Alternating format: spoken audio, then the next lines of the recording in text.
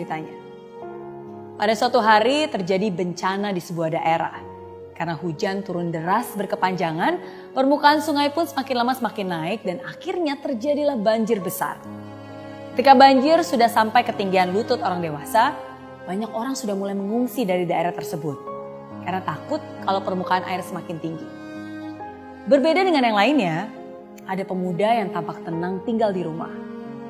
Akhirnya datanglah truk penyelamat berhenti di depan rumah pemuda tersebut dan mereka bilang, "Ayo cepat masuk ikut truk ini, nggak lama lagi nih banjir akan semakin tinggi." Tapi pemuda itu menjawab, "Gak apa-apa, tenang aja.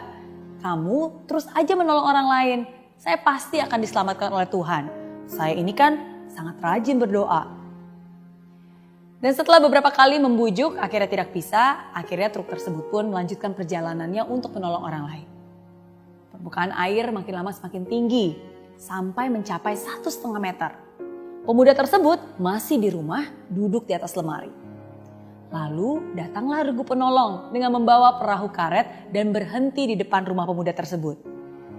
"Ayo cepat ke sini, naik perahu karet ini, karena keadaan semakin tidak terkendali nih.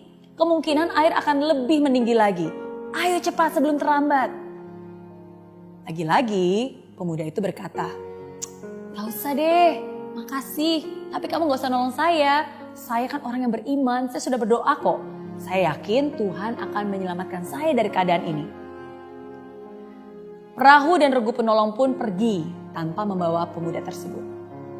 Dan sesuai prediksi, banjir semakin besar dan kali ini sudah banyak rumah yang tenggelam. Air sudah menutupi atap. Dan pemuda itu rupanya masih aja duduk di atas atap sambil terus berdoa. Lalu datanglah sebuah helikopter dan regu penolong.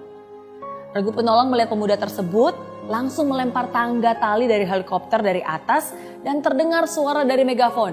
"Pak, cepet, ayo, pegang tali itu, naik ke sini sebelum terlambat." Tapi lagi-lagi pemuda itu menjawab dengan berteriak, "Gak usah khawatir, saya ini orang beriman, rajin berdoa. Tuhan pasti akan menyelamatkan saya." Begitu katanya. Dan ketinggian banjir semakin lama semakin naik dan akhirnya seluruh rumah di daerah tersebut terendam seluruhnya. Kamu mungkin bertanya, gimana ya nasib pemuda tersebut? Pemuda tersebut akhirnya mati tenggelam.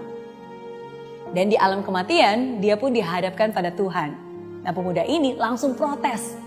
"Tuhan, aku sudah berdoa kepadamu, selalu ingat kepadamu.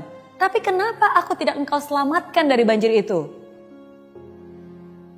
Tuhan pun menjawab dengan singkat, "Aku selalu mendengar doa-doamu. Untuk itulah aku mengirimkan truk, perahu karet, dan terakhir helikopter.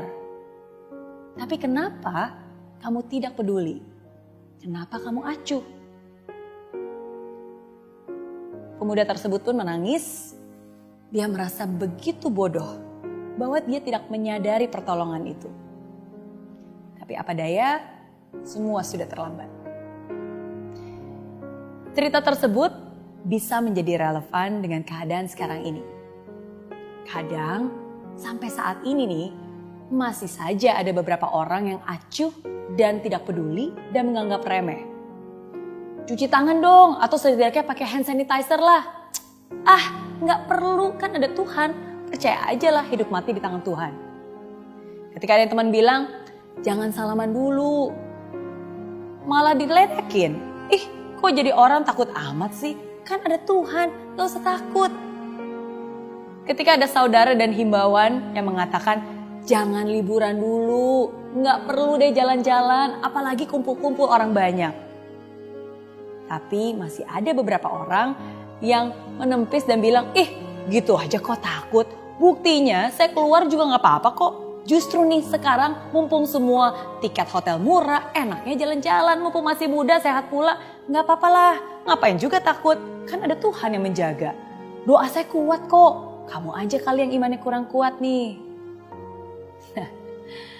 Dan akhirnya begitu dia kena virus corona, baru dia protes. "Tuhan, kenapa Engkau tidak melindungi aku? Kenapa Engkau tidak menjawab doaku?" Siapa bilang Tuhan tidak menjawab? Mungkin Tuhan sudah memberikan pertolongan lewat teman-teman yang mengingatkan, lewat informasi, lewat pengetahuan yang dibagikan. Jadi di saat-saat seperti ini, jangan jadi orang acuh dan cuek. Jadilah orang yang bijak. Dan sikap bijak kita itulah yang nantinya bukan hanya bisa menyelamatkan nyawa kita, tapi juga nyawa orang-orang yang ada di sekitar kita.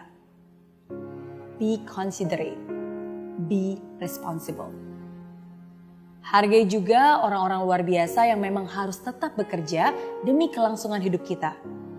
Orang-orang luar biasa yang sekarang juga berjuang memerangi corona di garis depan.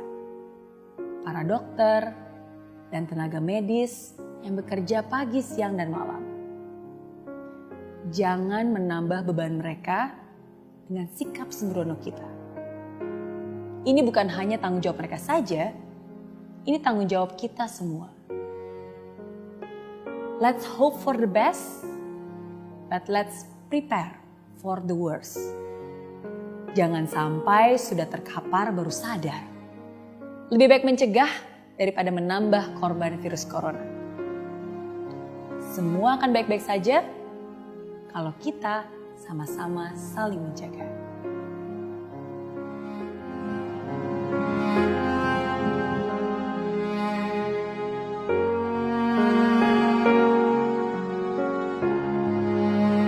Di aplikasi Mary Riana tersedia lengkap video-video YouTube terbaru saya, artikel yang up to date, post inspirasi, koleksi merchandise, workshop dan seminar yang bisa kamu dapatkan free dan download sekarang juga gratis.